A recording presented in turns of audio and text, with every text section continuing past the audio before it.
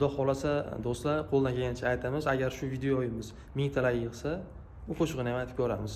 Assalomu alaykum hammaga do'stlar. Va'da qilganimizda 1000 ta likedan keyin degandim. Likelar уже 4000 tadan o'tib ketgan. Aktiv uchun hammaga rahmat. Va'da qilganimizda qo'shiq aytib beraman qo'ldan kelgancha. Yorga o'qlar nikoh